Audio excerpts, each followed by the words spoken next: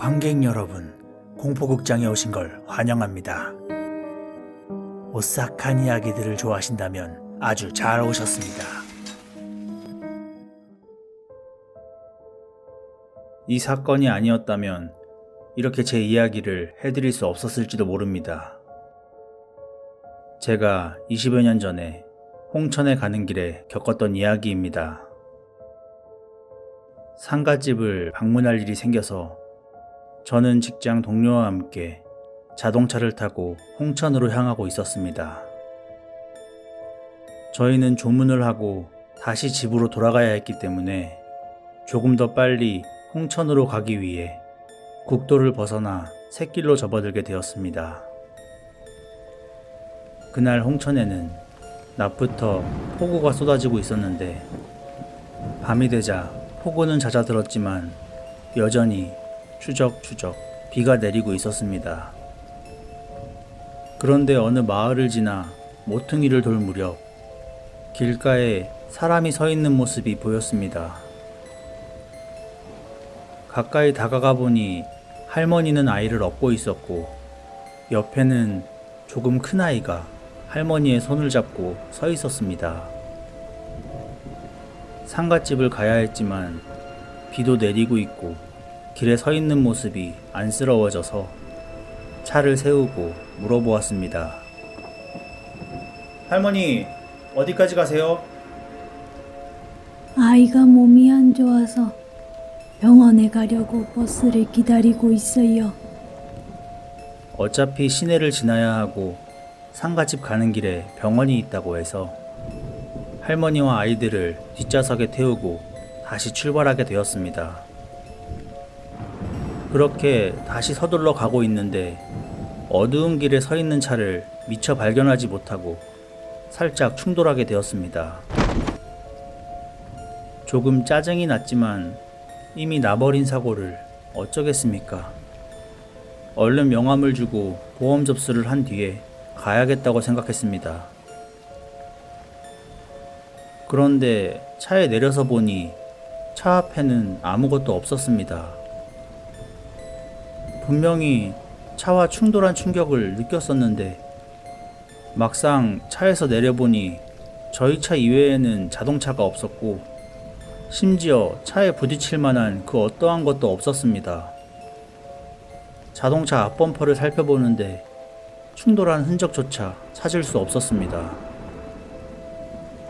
이상하다는 생각이 들어 앞을 보니까 앞쪽에는 폭우로 인해 가드레일과 함께 도로 한쪽이 무너져 있는 것이 보였습니다. 그대로 직진했다면 낭떠러지로 떨어졌을 것이 분명했습니다. 차를 멈추고 앞쪽을 살핀 것이 천만다행이라는 생각이 들었습니다. 놀란 마음을 진정하며 차로 돌아와 일행들을 안심시켰습니다. 많이 놀라셨죠? 제가 잘못 봤나봐요. 병원에 빨리 가셔야 하는데 바로 출발할게요. 그런데 돌아오는 대답은 없었습니다. 아니, 아무런 인기척이 느껴지지 않았습니다.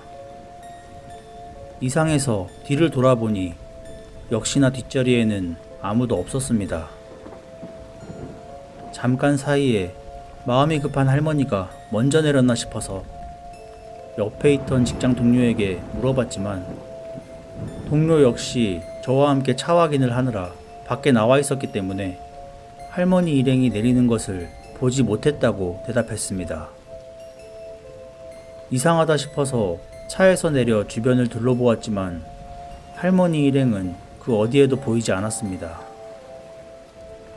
저는 다시 차에 올라탄 뒤 뒷자리를 살펴보았습니다. 그리고 점점 더 이상한 생각이 들었습니다.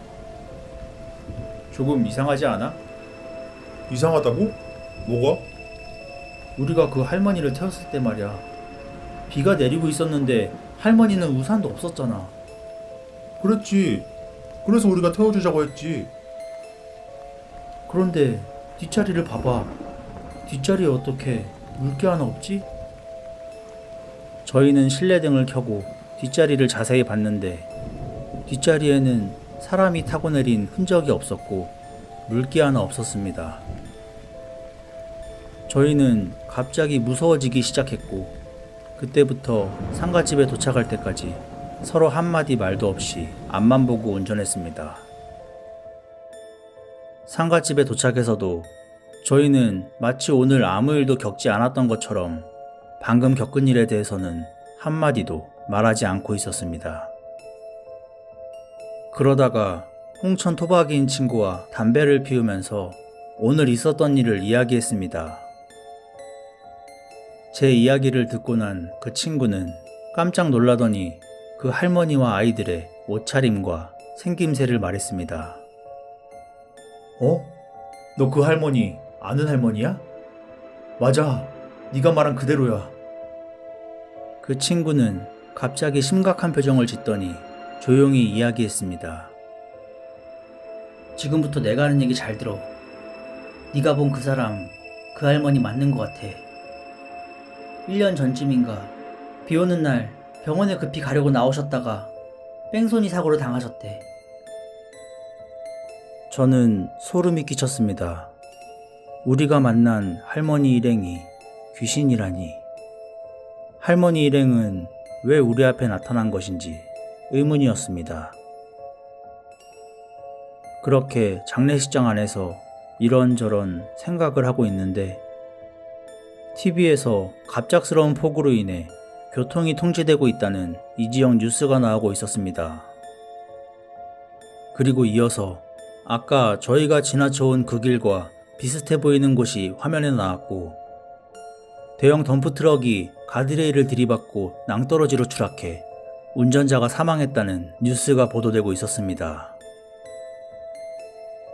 뉴스에서는 이곳이 1년 전에도 뺑소니 교통사고가 있었던 것으로 가로등 불빛이 약하고 가드레일 등의 안전대책이 미흡하여 보강이 필요하다는 이야기가 나오고 있었습니다. 저는 TV를 보면서 정말 어쩌면 오늘 사고가 난 대형 트럭 운전수가 1년 전 그 뺑소니 사고의 범인이 아닐지, 할머니는 자신과 손주들을 죽게 만든 그 운전자에게 복수를 한 것일지도 모른다는 생각을 했습니다. 그리고 우리가 그 길에 나타났을 때 우리가 사고를 당하지 않도록 우리를 구해준 것은 아닐지 생각했습니다. 그 일이 일어난 지도 벌써 20여 년이 지났습니다.